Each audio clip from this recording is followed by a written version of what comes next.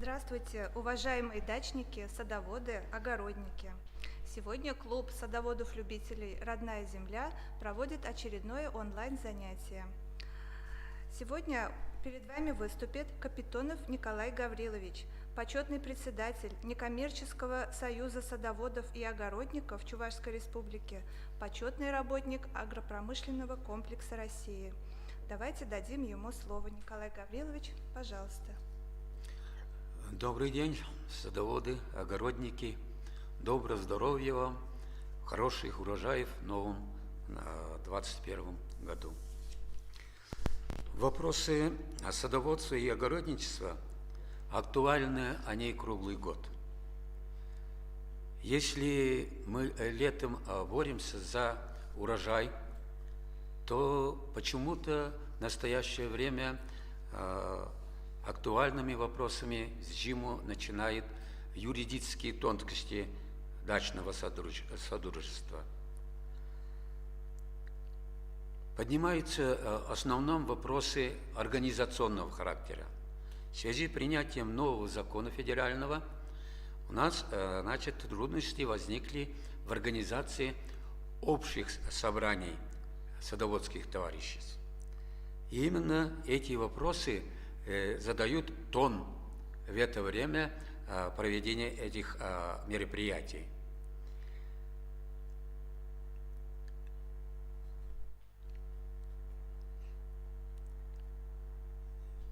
Не понял.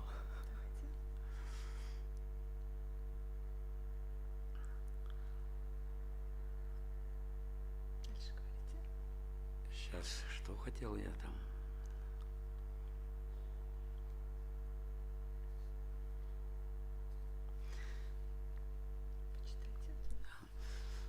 Ну, что самое главное в проведении общих собраний? Это, конечно, само собой, проведение общих выборов и создание размера тарифов членских взносов садоводских товариществ. И между этими вопросами возникают в основном споры между садоводами и правлениями садоводских товариществ. Конечно, само собой, здесь правленцы почти засыпали в настоящее время суды исковыми заявлениями по взысканию членских взносов членов садоводского товарищества. А в то же время и садоводы, которые даже не участвовали на общем собрании или даже участвовали, то они, обращаются с исковыми заявлениями в суды, то что проведены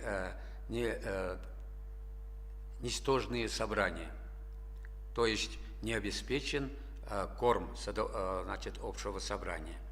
Да, конечно, такие трудности в садоводских товариществах есть. Ведь и начинаются эти споры, и принимают здесь всегда на помощь адвокатов. Но где легче выиграть суд? Конечно, если хороший адвоката наняли, хорошую гарантированную оплату гарантирует, и в этом случае всегда выигрыш на стороне того, кто хорошо оплачивает. Конечно, в условиях правления, когда, конечно, если предусмотрены сметой садоводских товариществ адвокатские расходы, то это законно. Но в большинстве случаев этих расходов фактически нет, но правление пользуется теми возможностями и чужие деньги использует на адвокатские расходы. Но не каждый у нас садовод ведь юрист. И не каждый садовод толстосум. И в связи с этим именно все ветераны или другие в большинстве случаев проигрывают в судах эти процессы.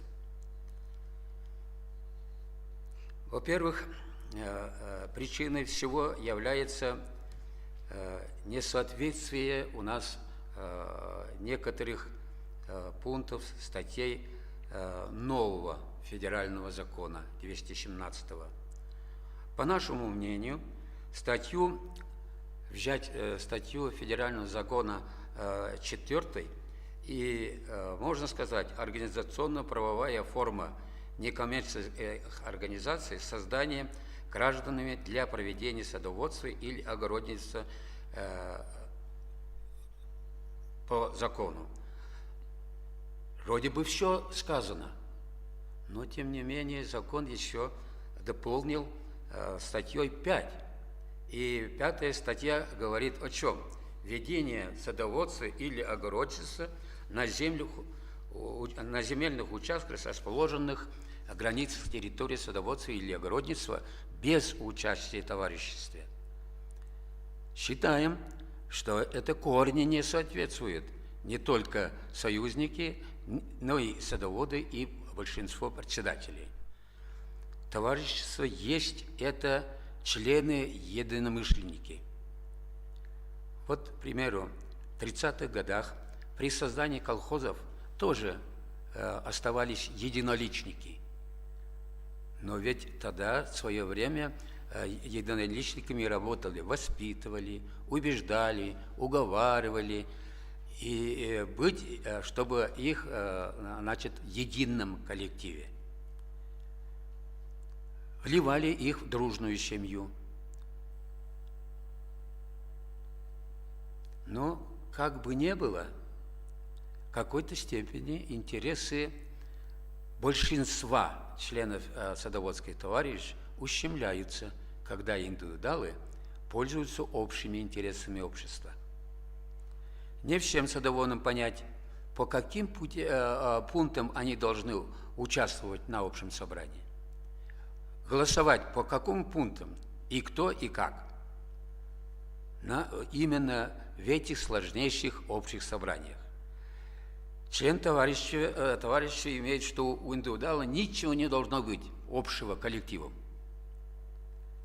И зачем они должны платить членские взносы, когда они не члены садоводского товарищества? Но в то же время закон гласит, они обязаны платить и членские взносы. Вот, например, раньше, когда 66-й закон работал, тогда там индивидуалы оплачивали возместительные взносы. Но этот закон это еще не оговаривает. На собраниях не участвуют и вообще индивидуалы. Об этом говорили мы за круглым столом с участием депутатов Государственной Думы Российской Федерации в феврале 21 этого же года. Вот еще в статье Федерального закона 217 имеется дополнительная статья 6. Ведение садоводства и огородничества на садовых или огороднических земельных участках без создания товарищества. И когда такого не было, вот я думаю лично, зачем загонять тупиковую ситуацию садоводов и правленцев, раз есть работа, еще дополнительно идет, будут с нами работать индивидуалы. Пусть тогда и работают с 6 статьей все. И это будет более-менее разборчивее.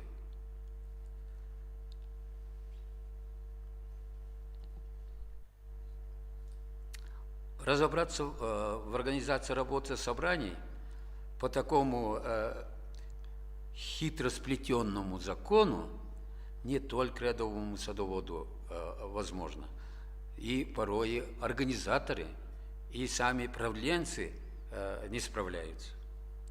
Очень много трудностей возникает у председателей правлений СНТ по обеспечению пункта 19 17 федерального закона, 217 федерального закона. Общее собрание членов товарищества правомочно, если на указанном собрании присутствует более чем 50% членов товарищества или их представителей. Я и остановлюсь о их представителей. О слове «представители» закон ничего не разъясняет. Может, еще будут в комментариях разъяснят. Но вот проблема уже у организаторов собраний существует. Раз закон ввели с 1 января 2019 года, мы уже опытом наткнулись этими вопросами. А вот что должен иметь с собой представитель? Само собой, знаем, что доверенность. Но есть некоторые разъяснения, разные толкования.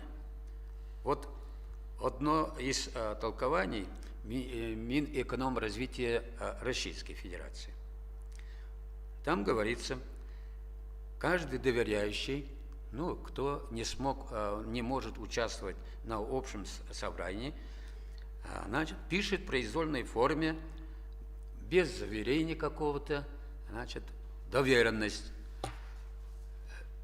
Но я понимаю так, любой человек такую доверенность может несколько написать и большим пальцем заверить. Другое толкование, например, вот я читаю газету «Домовой», где Центр защиты прав граждан выступает, заверит нотариусом. Ведь опять-таки проблема. 1800 рублей заплатить за одну доверенность не всем сносно. И чем ходить по нотариусам, деньги платить, то наш ветеран, который и не ходячий, как-нибудь дойдет лучше до собрания. Но мы провели в республике большое собрание Совета председателей и обговаривали данный вопрос, и все-таки же пришли к мнению, что все-таки же надо все доверенности заверять правлением СНТ, избрать от отдельного или председателя, или уполномоченного на это, и эти доверенности регистрировать. Именно вести строгий учет и при шнурованном журнале движения доверенностей. Но в сложившихся ситуациях есть и вина самих садоводов. Из-за неявки их зачастую отменяются собрания. Якобы потом и спорят, судятся, якобы их не извещали. Но по этому вопросу в сентябре и лучше скажем, в 4-й декаде 2020 года Госдума Российской Федерации и у нас в круглым столом обговаривали о проведении единого дня собраний, общих собраний, годовых собраний. Да, может быть, здесь, конечно, и расходы уменьшаются у садоводских товарищей. Не надо будет оповещать, письма посылать. Сегодня каждое письмо 100 рублей стоит. Или же звонить, в газетах публиковать и другие вопросы. Но, может быть, в этих случаях, значит, в будущем, как мы приняли каждый 3-й выходной день мая месяца, проводить данные собрания. И садоводские товарищи дополнительно могут 3-й выходной или субботу, или воскресенье в своих информационных досках объявить об этом. И люди должны знать, ежегодно посещать на данные собрания. Но по всем вопросам, если выходить по закону, есть, конечно, и у нас хитроумные руководители садоводских товарищей. Порой они и выходят из воды сухими. Статью законов могут повернуть с ног на голову. Вот, к примеру, возьмем статью 15 федерального закона. о создании реестра. Да, такой закон существует, мы приветствуем этому, но тем не менее порою некоторые, вот есть у нас в опыте появилось, что одно из садоводских товариществ в реестре зарегистрировали только 15-ю часть членов садоводства. И здесь зарегистрировали ближайших своих активов, ну, которые находятся ближе к председателю, правлению. А остальные садоводы терпят, согласно части 5 статьи 15 же, риск. Ну, это понять трудновато, что значит риск можно не объявлять, раз человек не был, уже претендовать к этим вопросам не могут.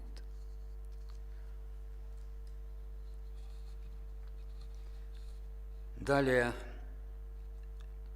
еще дополнительно далее нам сказали, что каждый проходящий после собрания, значит, мы проводим регистрационные списки за подписями присутствующих на общем собрании, и эти протоколы, то есть регистрационные списки, должны завериться в нотариусе. Я даже не понимаю, это просто не только трата денег садоводских товариществ, но и это фикция. Разве есть там камеры или другие? Ведь каждому нотариусу нужно буквы закона, чтобы документы соответствовали буквам закона. А само соответствие, оно во внимание не берется. И вот после этих документов контролирующие органы, суды, все считают это законным проведением общего собрания. Ну, конечно, вот десятки таких примеров, они дают повод, что порядочные некоторые руководители тоже попадают как на тень на плетень. Поэтому мы, конечно, знаем, у нас в основном больше порядочных руководителей, но в то же время сейчас мы, раз суды поднимаются, споры поднимаются, говорим о некоторых только. Но поводом всего является контрольная функция со стороны соответствующих органов исполнительной власти и других ведомств. Нужно, я думаю, в республике укреплять систему Союза садоводов. По опыту Московской области ввести стандарт ведения садоводских хозяйств, по которому садоводские объединения строго отчитываются перед контролирующими органами. Вот, к примеру, за налоговой, пенсионной, соцстрахе, госстатистике и так далее. За счет чего налаживается и дисциплина. В настоящее время, по данным госстатистики республики, у нас 744 садоводских товарища. А вот если взять, отчитываются ли они все, примерно только 92 садоводских товарищества. Структуру Союза садоводов и огородников развивать нужно в районах и городах, чтобы их представители могли участвовать на проводимых общих собраниях и засвидетельствовать могли участие на проводимых общих собраниях. О чем федеральный закон 217, статья 26, части 2 пункта 1 целях организации государственной и муниципальной поддержки праве сказано создать в своей структуре подразделение, обеспечивающее реализацию региональной муниципальной политики по поддержке садоводов и огородников. Раз закон не обязывает, то регионы и муниципалитеты могут и ничего не делать. А где хотят наладить порядок, сократить поток жалоб со стороны садоводов, сократить хулиганство, жульничество и воровство в бесхозных садоводских объединениях, там и есть нужно для проведения структуры и порядок. Союзы должны быть на высоте их взаимоотношений в деловом контакте государственными органами. При умелой организации функционирования садоводских и огороднических объединений Некоммерческого союза садоводов, огородников Чувашской республики, как система некоммерческого фонда капитального ремонта жилья республики, без бюджетных трат можно организовать все необходимые подразделения для порядочного ведения садоводства и огородничества и наладить правопорядок. В свое время на федеральном уровне рекомендовали при союзах организовать курсы повышения квалификации руководителей садоводских товариществ. Каждый вновь избранный руководитель садоводского товарищества в срок до 6 месяцев должны были пройти курсы и получить какой-то документ в Союзе. В Республиканском Союзе данный порядок выполняется. Уже 9-й год проводятся двухмесячные курсы, и обучаются там где-то 20-25 новых руководителей, получают документы. И после того, как они проходят данные курсы, они просто относятся благодарностью. Вот даже в одно время в Российской Федерации заговаривали о создании при союзах третейских судов. Ну, видимо, здесь есть трудности, о чем мы промолчим. Можно централизовать ведение бухгалтерского учета, юридическое обслуживание и так далее, как по опыту Крыма и города Севастополя. Есть у нас малые садоводские товарищества, где по 10-100 участков. И они составляют у нас в городе только в Чебоксарах 35%. Ну, конечно, если централизованно все это сделать, нужна воля распорядительных властей и, конечно, большое желание работников Союза. Ну, пока мы не можем об этом сказать, потому что еще нет в Чувашской республике куратора правительства, как в других регионах. С 15 апреля 2020 года введен в действие свод правил 53, 13, 330, 2019. Это планировка и застройка территории ведения гражданами садоводства, зданий, сооружения. Но если так простым языком говорить, это заменили известный нам СНИП 30.02.97. В одном из разделов правил сказано о подъездных дорогах. А, кстати, у нас в Чувашской республике почти нет подъездных дорог.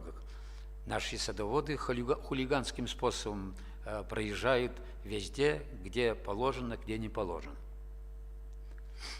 Вот, значит, в новых правилах сказано о подъездных дорогах, что территория ведения садоводства должна быть соединена автомобильной дорогой общего пользования, подъездной дорогой имеющей не менее одной полосы движения каждую сторону минимальной ширины 2,75 метра. Но в старом законе не все было сказано, но тем не менее, опять-таки, мы обращаемся к 26-му статью закона, но если поддержат здесь садоводов и муниципальные власти и другие, конечно, эти дороги должны быть, не должны нарушением ездить. Вот сегодня, если взять, к примеру, даже в городе Чебоксарах садоводское товарищество «Рассвет» закрыли его железным забором, и никто не может заехать, выехать из одного сада. Даже при случае пожара через забор шланги идут. Конечно, нужно в этом деле решить. В Чебоксарском районе Салам много таких садоводских товариществ у нас, которые нуждаются в этом. Но еще дополнительно можно сказать, что в новых правилах уменьшилась минимальная площадь индивидуального садоводского участка. Вы помните, в Чувашской республике в свое время, в старые 50-60-х годах, это было 3 сотки садовой участка. Это из расчета научной нормы Чувашской республики 1 сотка кормит 1 человека. И из расчета этого у нас в 60-х годах где-то средняя семья составляла 3 человека в семье, то, значит, нужно было 3 сотки и выделять. Ну, потом пошло все-таки же на сторону увеличения территории данных участков, до 6 соток дошли, даже и, может, и 10, и более имеют у нас, есть такие садовые участки. Ну и вот в данном своде правил сказано, с учетом местных условий создавать уже, но не менее 4 сотки на участок.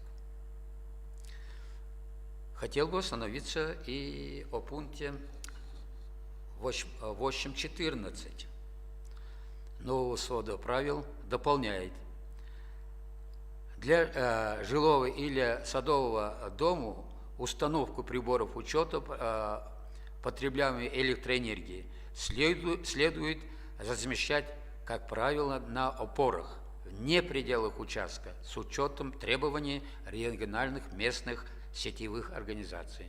Но об этом порядке мы давно обговаривали, но никак не могли. Видимо, сейчас, если уже вот эти правила существуют в сводных правилах, то, видимо, местные органы сетевых организаций обязательно будут настаивать на том, и, видимо, таковой порядок нужно будет создавать садоводских товариществ. Завершая свое выступление, хотелось бы отметить и системе нашей школы, клуба любителей садоводов и огородников Чувашской республики. При поддержке Союза садоводов-огородников Чувашской республики, она у нас работает уже более 10 десяток лет, давно организована. Посещаемость постоянно, ежегодно увеличивается. В Союзе имеется научный совет, члены которых в свое время читают лекции, помогают, практические занятия проводят, и оно все на бесплатной основе.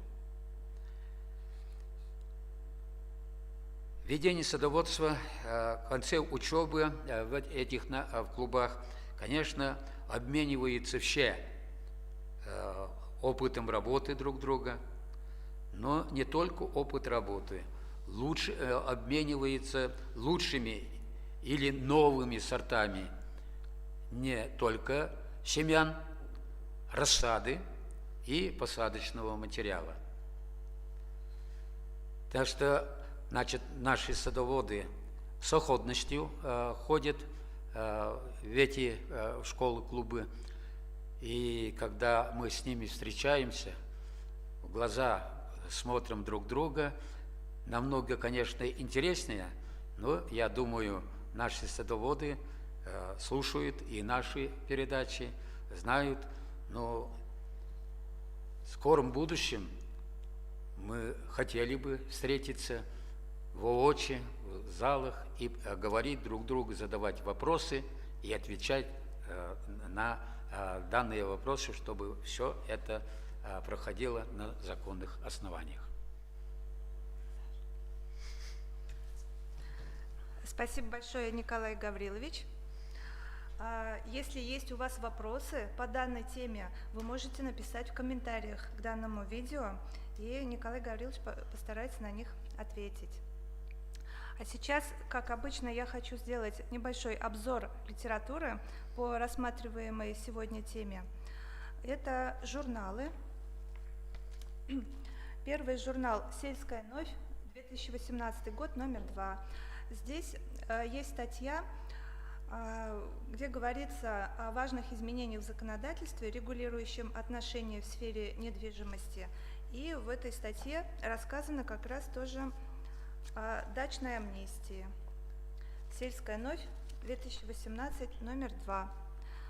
Следующий журнал «Российская Федерация», «Российская Федерация сегодня», 2019 год, номер 2.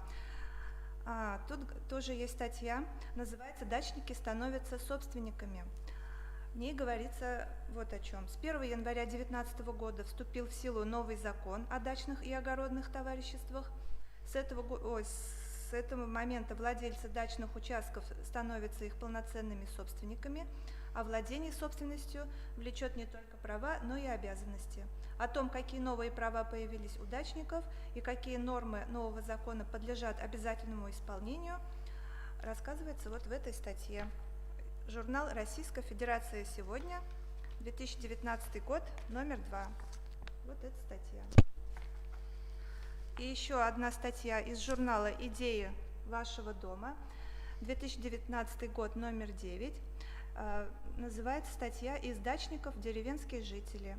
Здесь речь идет о том, как преобразовать садовое товарищество в сельское поселение и для чего и как присоединяются к сельским поселениям садовые товарищества. Из дачников деревенские жители. Такая статья. И еще одна из журнала «Дом», 2019 год, номер 4.